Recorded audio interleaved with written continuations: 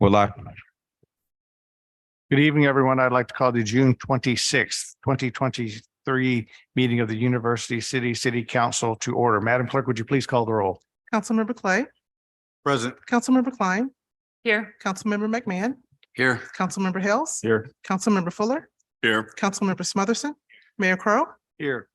You have before you the agenda. Are there any requested changes to the agenda for the evening? Hearing none, is there a motion to approve? Motion made by Mr. McMahon. Is there a second? Seconded by Ms. Klein. Is there discussion? Hearing none, all those in favor, please signify by saying aye. Opposed, the agenda has been approved. You have before you a proclamation designating July as the Parks and Recreation Month. To all those citizens who are watching, I'm not sure that we have a wide attendance tonight, but this is the year of celebrating 100 years of parks in University City, and this is part of that celebration. So I do hope people will get out and enjoy our parks. Hopefully we have a large group tonight at our concert in the park in Heman Park. With that being said, let's move on to the approval of the minutes. You have before you the June 13th, 2023 study session minutes facade improvement program. Is there a motion to approve? Motion made by Mr. Smothers and seconded by Mr. Hales. Is there discussion? Hearing none, all those in favor, please signify by saying aye. Opposed? The ayes have it. Before you have the June 13th regular meeting minutes. Is there a motion to approve? Motion made by Mr. Smothers and seconded by Ms. Klein. Is there discussion? Hearing none, all those in favor, please signify by saying aye. Opposed? The ayes have it. There are no appointments. Please note that John Teeman was sworn into the Historic Preservation Commission on June 15th. At this time, we have citizen participation comments. For anyone who in the audience, if you would like to speak, there are sign-up sheets over by the door, and you can sign up either on an agenda item or on a non-agenda item. If you're on an agenda item, please put that item on the line. Otherwise, it'll be a non-agenda item. Each person can come to the mic and speak for up to 5 minutes. When you come to the microphone, please hit the button at the bottom of the microphone and give your name and address. The first request we have to speak. Oh no, Mark, I'm sorry, you're on legislative. So we have no request to speak on non-agenda items at this time. Do any members of council have any council comments at this section? Hearing none, we have no public hearings. We have a consent agenda items K1, 2, and 3. Is there a motion to approve the consent agenda? Motion made by Mr. Hales. Is there a second? Seconded by Mr. Fuller. Is there discussion? Hearing none. All those in favor, please signify by saying aye. Opposed? The ayes have it. Mr. Rhodes. Honorable Mayor and council members, this agenda item up under the city manager's report, item L1, asks that you consider the approval of our liquor license for the 7-Eleven store located at 8159 Olive Boulevard. And I would ask our finance director, Keith Cole, to present this item. Mr. Cole?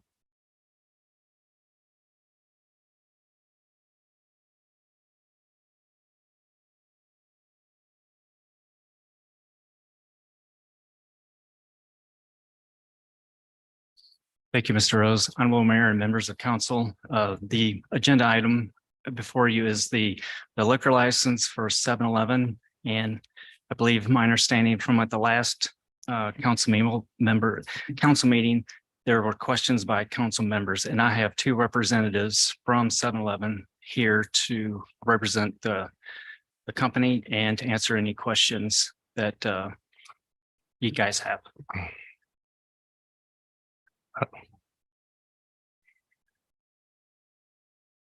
Good evening and welcome. I believe that Councilmember Smotherson had a number of questions, and once he starts asking his questions, if you could give your name and address, could be your corporate address, then we can go forward. Okay. Mr. Smotherson. Thank you, Mayor Crowe. I just really wanted to say, first of all, I do appreciate the 7-Eleven that's there on the corner of 82nd and Olive. And it's been well established and been there for a while. And so that I have no complaints about. But my concern is this. Unlike Quick Trip, which is new in that area, and unlike the BP station that's new in the area, 7-Eleven has been well established in that neighborhood, in that section of Olive. And so you have a regular constituency that walks to that store, comes to that store. And my concern is simply now that we're placing a new element in that you're now going to be able to sell liquor. What preparations have you made to address that issue? Thank you, Councilman. My name is Stephen Mitchell. I'm from your rival city, Kansas City. I'm the managing officer for 7-Eleven. It's my understanding, and I have Rose Abernathy here. She knows much more about the training of the people and everything at 7-Eleven. And it's my understanding that this was a franchise store for 7-Eleven for almost 20 years, and they did sell liquor. And we plan to continue to do that. And the reason we're here is because when the franchisee turned that store over to corporate of 7-Eleven, the employees thought that they had liquor licenses. They did have a state liquor license, but they didn't have the University City liquor license. And we apologize for that. And we're here tonight to correct that and pay any necessary fines and everything. And I have with me to my left, Rose Abernathy, who knows all about, she's a leader trainer for 7-Eleven, and she trains lots of people. To my knowledge, there aren't any changes at that 7-Eleven store planned. And it's just now, it's going to be a corporate 7-Eleven store rather than a franchisee. And so do you have questions for Well, again, Abernathy? yes, Ms. sir. Abernathy? And again, I'm just asking, what Yeah. Preparations are you making to address this She can new explain element? how our people were trained. And And in the future, I guarantee you, they will know that they need a city liquor license as well as a state liquor license. Yes, sir. It has a state liquor license. thank you. Yes, sir. Rose Abernathy, and I believe the address there is 8167 Olive. Like I said, we have been in that community for a long time. It was a corporate store. They operated under, licensing. They've always had alcohol. They've always sold that. So then when it was taken over, we assumed that, they had license to sell alcohol. The program that our employees go through, they go through a written program to learn how to sell alcohol, how to recognize when someone's underage, when someone has a false ID, when someone is drunk, so forth. They also take a online course through our 7 University. And then I come in and I do the final preparation to make sure they've done everything they're supposed to, quiz them, make sure they're ready to go out there and sell alcohol. All these must be done before they become an on-floor associate. Our program has worked for most. We also participate in the BARS program, which is a state program where they send secret shoppers in twice a month, whether it's buy alcohol, cigarettes, or whatever. That location doesn't have tobacco anymore. So they would go in twice a month to try to buy alcohol. And they do send people in who look questionable. They're never underage, but they do look questionable. Our policy is 35 and older, but when I train them, I always train my employees, if they don't look older than me, you must ID. I'm well over 35, but I always say, if you don't look older than me, then you must ID. It's something we've done with all of our stores. We're pretty effective at it. If they are caught selling to a questionable BARS associate, then they lose their job. That's why it's a no gray area, no in between. You must participate. I always tell them, I don't care how cute she looks, how much he winks at you, you gotta ID them. It's very important for us. And the only other question, I'll let my colleagues, if they have any questions, is what preparations in reference to laundering? I mean, I don't know what you have as a standard right now, but just making sure that doesn't occur or doesn't happen or develop with this new element. So our policy is we don't allow loitering. We try our best with the panhandlers to get them to move on, try not to create, a chaos, create, something that's going to affect the customers, scare the customers. That particular manager in that store, she's working with the police department to get them to be more active in the area. And we offer all of our officers, of course, free food, coffee, stuff like that. We like to have them in the store. We like to have their presence in the store so that we deter anyone from loitering, hanging out, and so forth. Mr. Clay. Thank you, Mayor Crowe. And thank you for being present this evening. What differences, if any, would a patron of your store or a member of the community who lives around your store notice between a franchisee-owned 7-Eleven store and a corporately owned store? Would we I see know. anything different? Yes, I've worked both the franchise side and the corporate side. I've been with the company for 17 years before I had gotten my current position. And I know on the franchise side, and it's nothing, against them, but they're a little more lenient. They tolerate a little more. And on the corporate side, we don't. We don't tolerate the hanging out. We don't tolerate, absolutely positively, we don't tolerate anyone selling anything underage. We are very strict about our policies. That store is a neighborhood store. It's that's what we are known for. 7-Eleven is known for to be a community store. Most of the time, we're the grocery store for the neighborhoods, things like that. So that's why we don't allow people hanging out. We don't allow the loitering. We want our patrons to feel comfortable when they come in, feel safe when they're leaving. I might add that I've talked to Officer Nadari.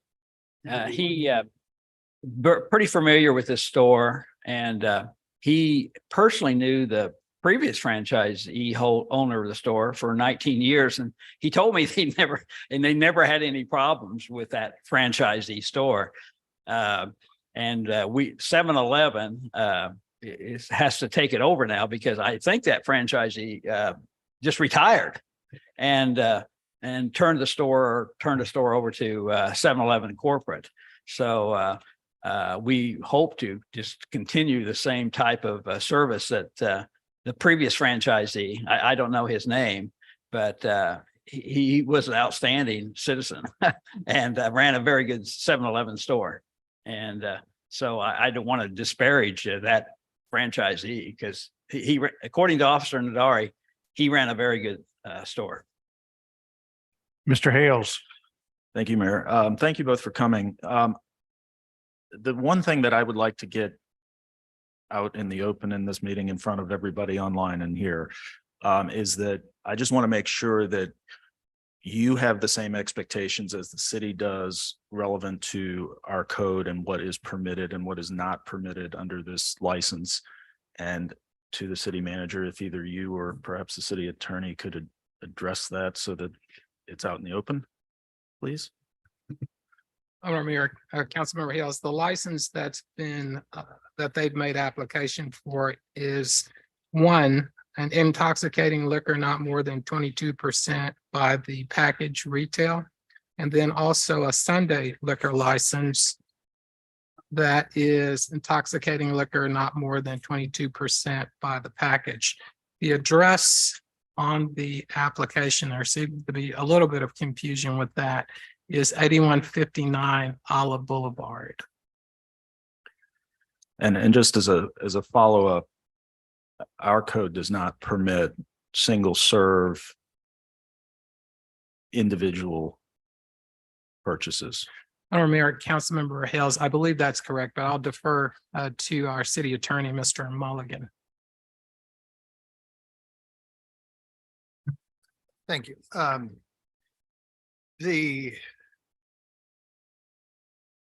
This is for intoxicating liquor not more than 22% by the package, and I'm sorry, what the specific issue is. Yeah, right. And so these are in the package, and the definition of package is at least 3 beers in a container. So in other words, no single servings of beer. I read your ordinance, and that's somewhat of an unusual, the 3 thing, but I guarantee you that 7-Eleven will abide by that.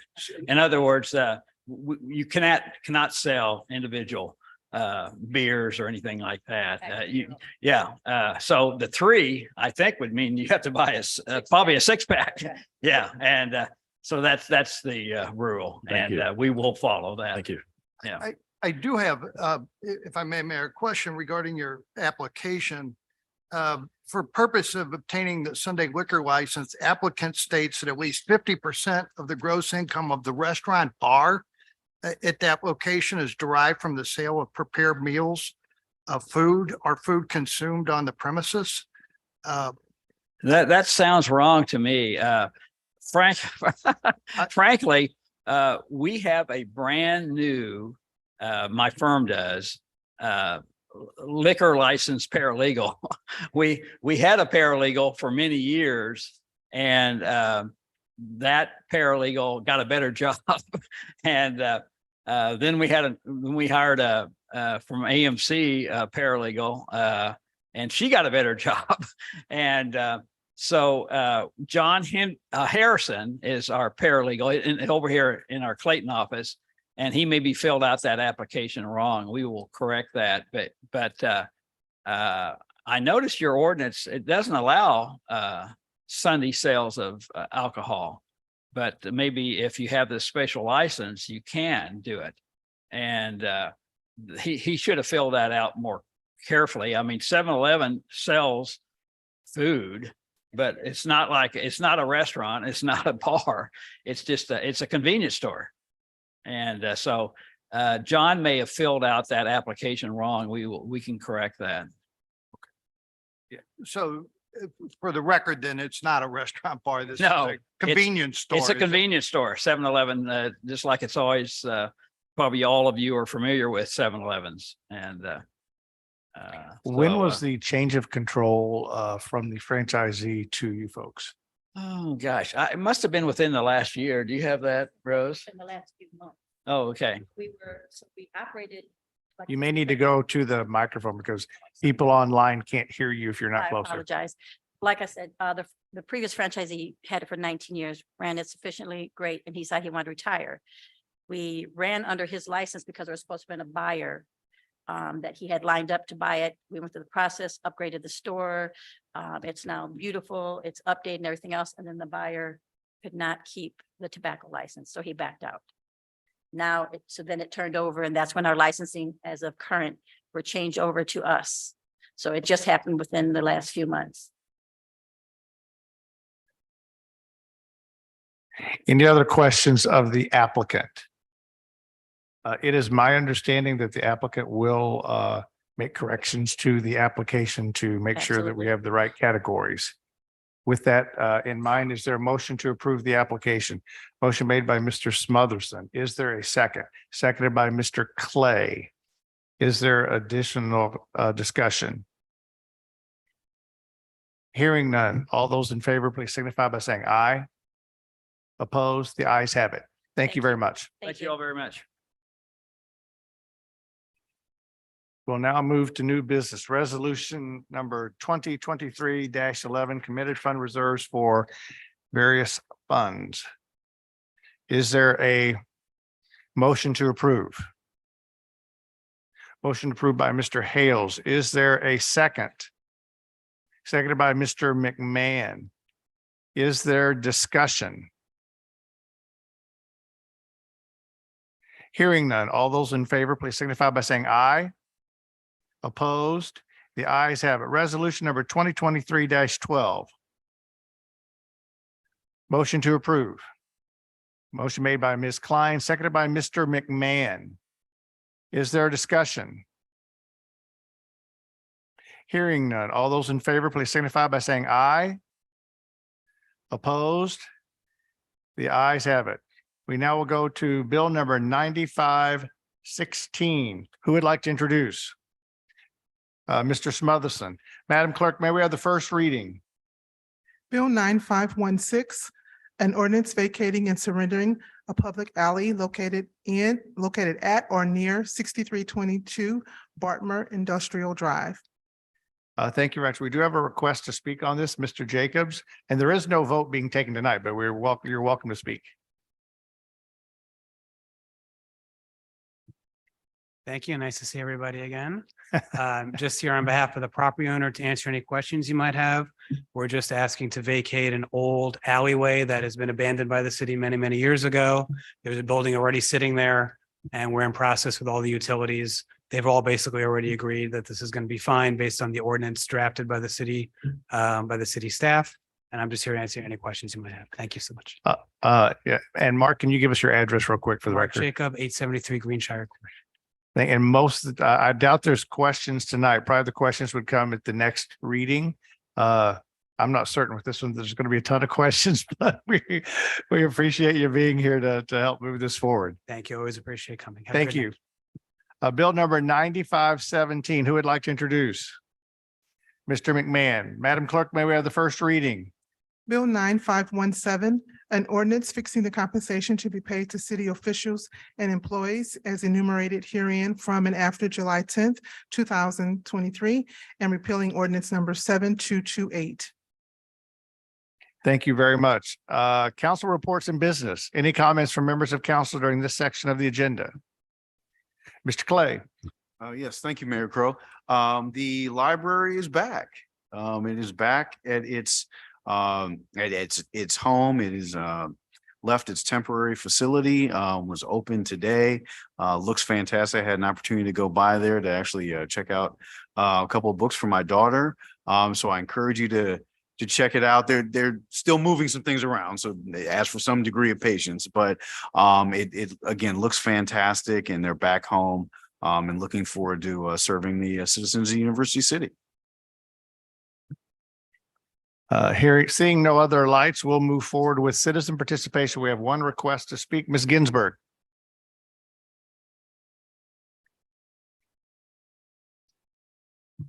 Honorable Mayor, council members, and city manager, my name is Erin Ginsburg. I live at 430 West Point Court, and I'm going to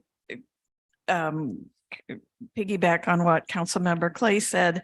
I'm here to share some very happy book news. Our library is back at its permanent location.